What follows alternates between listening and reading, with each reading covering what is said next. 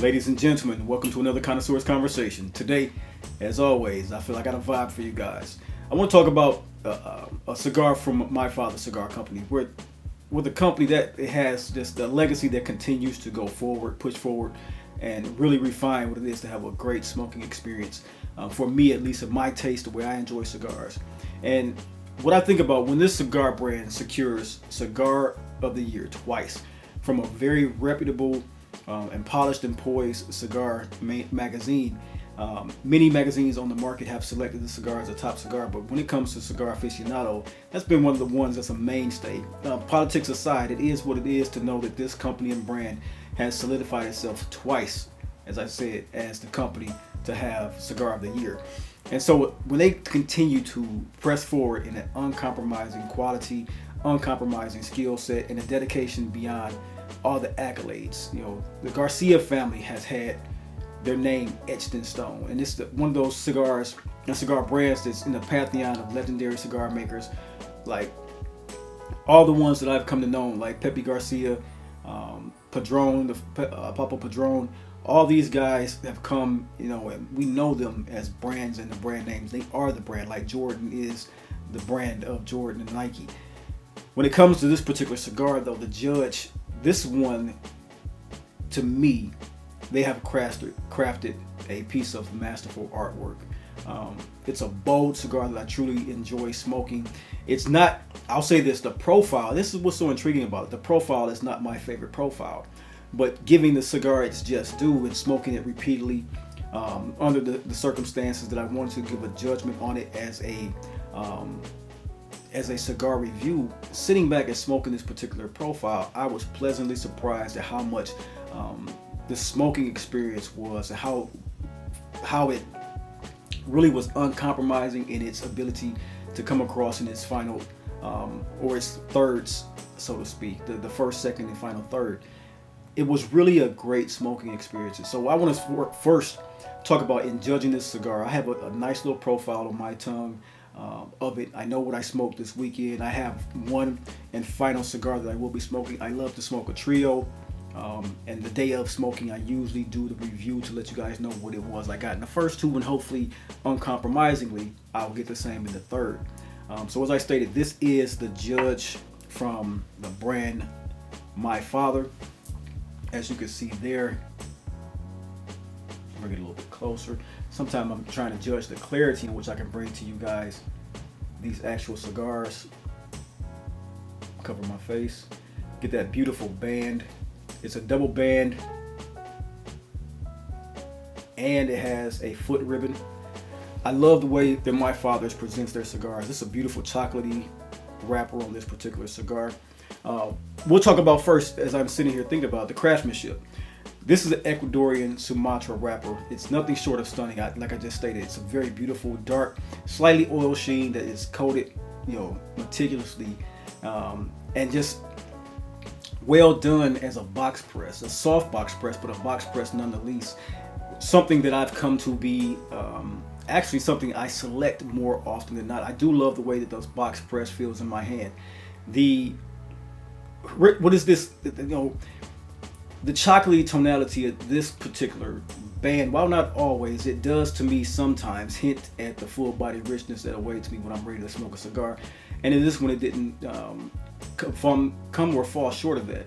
The construction is always and has always been, with any My Father cigar I've had, been flawless. It's been precisely packed, precisely blended. The Nicaraguan binder and long filler selected from the My Father or the Garcia family's finest reserves is inside of this particular cigar. And like I said, the banding is truly regal when you look at it. It has the judge with its second band, and My Father moniker and branding acronyms for what do you call it? On the shirts. I'm thinking of a term that won't come to mind, but it has the MF as the My Father branding.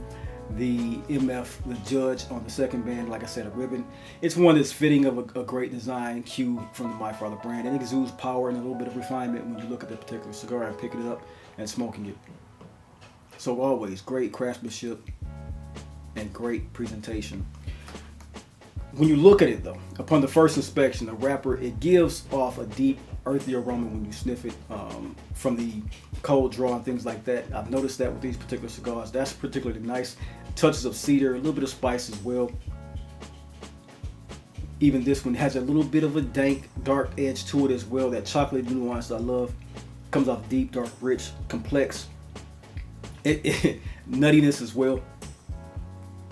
I love picking up those nuances. So this one here, like I said, the first thing you pick up on is the nuttiness, the sharp spices in it, and a little bit of a dankness to it. It comes off earthy dank, not something smelly or skanky, but just an earthy dankness to it. Well humidified in my humidor. And you could just become enthralled with the scent of these cigars. This Sumatra is one of my favorite now. It's always been a wrapper that would surprise me the way it would always crack. I don't know if you guys have ever been a Sumatran wrapper smoker. I don't know what they've changed in the seeding or the leafing processes of making sure they get to us. But I would always find that Sumatra wrappers, while tasting great, they always cracked and they always fell apart on me. They were too thin for some reason. But I see that the My Father brand has kind of cured that with this particular cigar, and many more I'm sure have. But this one, as that Sumatran wrapper come across, it's a great tasting wrapper, and I enjoyed it a lot in this particular cigar profile. Like I said, it wasn't always my favorite, but now I'm picking up on what it is that My Father is doing with the mixture of Nicaraguans, and it's coming off great. So when I talk about this one, in the first third, smelling it again, the first third, you get this grand opening statement of the cigar. The initial draw, and that's kind of funny right there what I was thinking of. The initials of MF are on the actual band. I couldn't think of that for the life of me. But the initial draw on this one, it delivers an immediate hit of sweet earthiness, as I recall. The cedar, it's one that sets the stage for an exceptional balanced profile of a cigar. That's always been the calling card of My Father. This exception, I should say no exception to the rule of what they put out over there. It's a robust peppery spice in this one on the retrohale. I love retrohaling now. I've talked about that in a few other videos, but I love to retrohale now. It reminds me of when I first started in cigars, and that was a time when I had the foremost thought in mind of how to do the cigar smoking and things like that, learning. And I would do a lot of retrohaling, and I stopped off. But now, coming back into it with the reviews I'm doing and smoking these cigars, I'm enjoying what the retrohale does, because it does, at the end of the day, give me more of a nuance than I could just having it on my tongue palate and in my mouthfeel. The notes on this one, as I recall, the nuttiness was an almond one. Loving what the almond does, more of the chestnut and cashews of a taste profile for me, but loving what the almond total profile would do on this one. And a little bit of leather creeping in on the first third. It provided depth without being an overwhelming, cigar smoke on the palate. That was the one thing about this, as I'm talking about what it is I like in a cigar. The palate taste and the palate profile was not overwhelming for the Sumatran mixed with the Nicaraguan. The burn lines on this one, razor sharp, every single cigar I smoked, or the two I smoked, and I'm hoping that this one continues the same. It produced this beautiful, solid white to slightly gray ash that speaks of impeccable construction. It always, on each cigar, I smoked it to about the 1.5 to 2 inch mark before it got close to the secondary band, and I tipped it to break the ash, but the ash was stuck on all the way through. I think this is one of those champion style cigars that if you handle it right, you can have a 4-inch long ash on it. When it comes to the second third of this one, talking about it, to have a play on words, this is where the courtroom of complexity starts to come into play on this particular cigar. The second third, it broke in kind of soon on me. Like I said, the 1.5, maybe the 1 3/4 marks, the second starts to progress into this really spicy pepper, but it's a pepper that's also mellow. It goes into this warming spice, making way for a creamy, nutty sweetness of that almond. It hints at dark espresso, dark chocolate. They start to emerge, adding a richness to the experience that I loved about the first third, but adding into it, the draw is still and always effectively effortless, producing thick clouds of velvet smoke that I truly love when smoking these cigars. And that's true smoke profile that's easy to draw, makes it easy to retrohale. So when you have a hot smoke coming in, it's very hard to retrohale that because it burns the nostrils. But when you do a cool smoke, the puff is chill, the puff is relaxing, the smoke is soft smoking. When you do the retrohale, you get the nuances of oak, you get the nuances of caramelized sugar, you get the nuances of baking spices, slightly peppery. And that's why I love this one, because the construction is so well done that you have an impeccable smoking experience all the way to the final third. So in this one, like I stated, the second third started to bring up a lot of the sweetness, the baking spices, the caramelized sugars. What it truly is that makes this one a number one cigar worldwide, because it has so many different nuances to it that truly have evolved on my palate throughout the first and second third. And I like that about this one. Going into the final third, and you want to have another play on word, I like to talk about the judge. I like to talk about the verdict of the final third. In having this one, the strength ramped up in the final third, offering a deep, resonant finale for me. When talking about this particular cigar and speaking on it as I have not others, I tend to want to say about how complex it is versus other smoking situations and sensations I've had. A lot of the cigar refinement that I've come to know and how to understand my palate and what I want to speak on as far as smelling, as far as tasting, as far as the nuances. This one here, I can understand why it became the number one cigar. When you are able to, at least in 80 to 90% of things that you can pick up as a nuance or a smell, the complexity is what tends to play in a rating system. And for the ultimate rating system, this one, you get all these undertones and nuances that become dominant at each third of the cigar. So in the final third, what I got was the deep, sweet caramel sugars that transitioned then to this leather earthiness with undertones of a slight sweetness that just lingered with the finish of each puff I took. The final act of this one in the courtroom with the judge is that it's a masterclass in balance that showcases a lot of complexity with both power and refinement in equal measure. To me, the retro hell, as I keep going back to, brought about a smoke that was almost sweet and bourbon-like. And that's one thing that I want to touch on as well, because you get the oak and the bourbon in this final third. The warmth from that, it does hit the chest a little bit when you smoke this one. And I like that about that one in the final third, because you do, when going into the end of a cigar, sometimes you want to uptick in all of its abundance.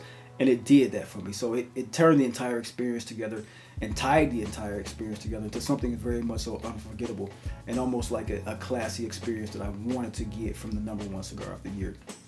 I actually, when smoking this cigar, I had myself a Chimay Blue, which is a Trappist beer, in the first one, and then the second one, I tried to make what is called a Cuban Manhattan and ended up messing up, and it actually became a Cuban old fashioned. So instead of using the Vermouth, I used sugar cubes, and it still came off well. So what I would say, I would drink with this one mostly an aged bourbon that enhances the deep caramel and oaky notes of this one. I would do a dark roast coffee if I'm looking for something that has no alcoholic contents to it. So I would complement that with the bold espresso taste and chocolate elements of that one. Even I would try something of a bold latte. Something like a miel that I talked about often that I like to drink, because a miel has a lot of cinnamon, a lot of honey, and 2 shots of espresso. And so it's a fine made latte drink that has the coffee in it, of course, from the espresso. Honey is a natural tasting element, and then the cinnamon is a natural tasting element. So it binds everything in this one together. So if you're interested in that one, try to find out if your local barista can make you what's called a miel. It's a very, very good coffee drink. I would also, with this one, and today with this one, I'm going to do a red wine, either a Malbec, a Rioja, or a Cabernet Sauvignon. And so that full body richness with these wines should amplify some of the cigar's complexities on my tongue, as well as in the retrohale. This cigar, as I come to a conclusion, the final judgment on this one, the hallmark of excellence is what it is. There's no doubt that my father, the judge, is basically in the realm of cigar authority, so to speak. It's a bold but refined, powerfully yet nuanced cigar that I know once it got the 98 rating and the number one cigar of 2024 title that I had to smoke it. And I think at the end of the day it's well earned because of its complexities. They're an undeniable affirmation that Garcia family mastery is still at play, and they still know how to make a fine cigar. And they are coming up strong each and every year with different complex cigars. My father, the Garcias, EP Carrillo, like I said, the Padron family, the Fuente family, all these families are making wonderful cigars, man. And we have such a plethora on the market to choose from. And I know it's hard to single out one as the best, but the complexity on this one truly is remarkable. And I'm glad that they chose it as number one. And I can't wait to see what they choose as number one for 2025. To me, I guess that's it. The judgment has been rendered. a great masterpiece of a cigar. Very good for the cigar enthusiast, good for the layman. It's not too overpowering in its content of nicotine to let a novice try this out. So if you're new to cigars, you're new to cigar smoking, and let me know, below what you guys are smoking on. Let me know if you agree with what they said and what I stated on this one, because I do enjoy the complexity of this one. It's been a great conversation with you guys. Let me know below in the comment section. Until next time, until next video, you guys have a blessed day. I'll see you then. Peace. This has been The Judgment on The Judge from My Father Cigar.